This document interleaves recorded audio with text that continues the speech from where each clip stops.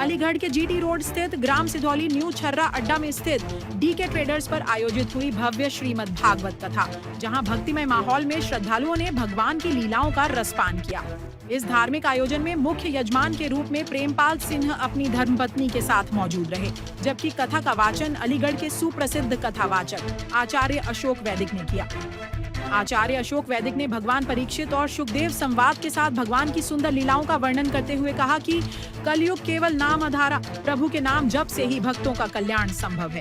कथा के दौरान भगवान नारद जी के संवाद और भक्ति प्रसंगों को बेहद भावपूर्ण अंदाज में प्रस्तुत किया गया, जिसे सुन श्रद्धालु भाव विभोर हो उठे।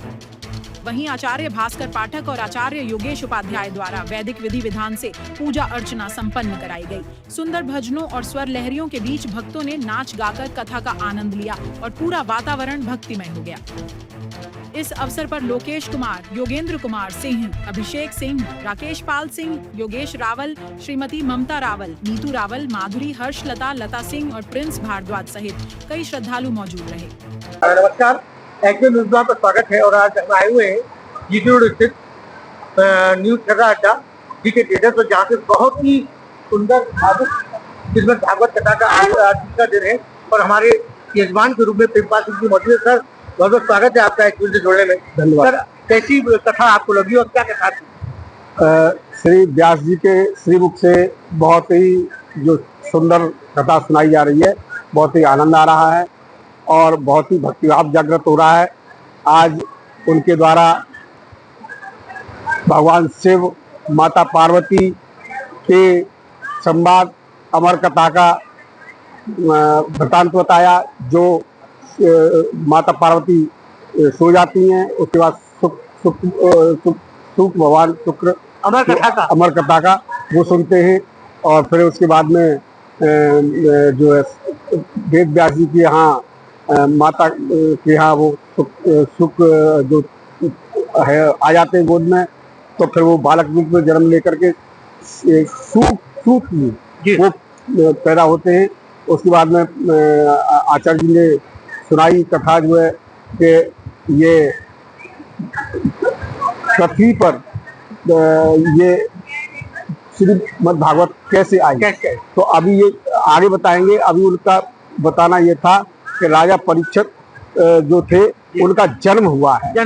अब उसके बाद में आगे की कथा वो आगे बताएंगे। कैसा लग रहा है सर आपको? बहुत ही ईश्वर की कृपा बरस रही है, बहुत ही अच्छा लग रहा है, ईश्वर में भक्ति में मन जा रहा है। आपका नाम? मेरा नाम दिनेश कुमारी है। हमारे लग रहा है आज श्रीमद् भागवत कथा का दूसरा दिन है। आज हमारे जो आचार्य जी हैं अशोक वैदिक जी, उनका जो वर्णन, कथा कहने का जो ढंग है वो इतना सुंदर वर्णन है जिससे एकदम दिल इतना प्रफुल्लित हो जाता है, रोम रोम चित प्रसन्न हो जाता है।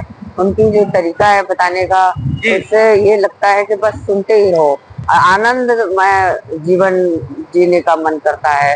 इतना बढ़िया सुनाते हैं वो और भगवान का इस तरह से वर्णन करते हैं कि बस उनका बताने का ढंग है बहुत ही अच्छा है, बहुत ही बढ़िया तरीका है। आपको आनंद की अनुभूति? बहुत आनंद हो रहा है, बहुत आनंद हो रहा है। आचार्य जी, किस तरीके की लीला का आज दूसरे दिन वर्णन किया गया है? देखिए, सभी से पहले तो जितने भी आपके दर्शक मुझे देखेंगे उन सबको मेरा जय श्री कृष्ण, जय श्री राधे। यह कथा कल प्रारंभ हुई थी 21 मई से और आज इसका द्वितीय दिवस था और द्वितीय दिवस में की कथा हुई थी।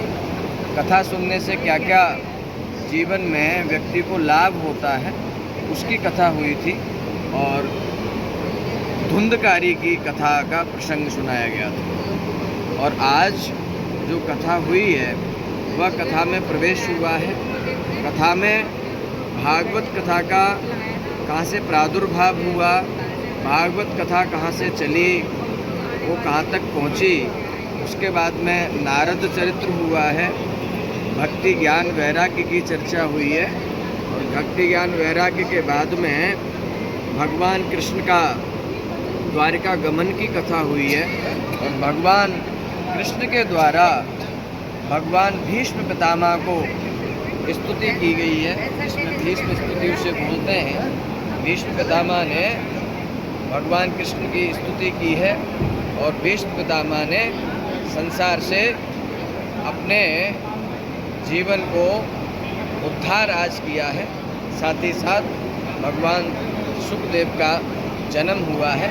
कल से राजा परीक्षित और सुखदेव का जो संवाद है वह कथा प्रारंभ हो जाएगी।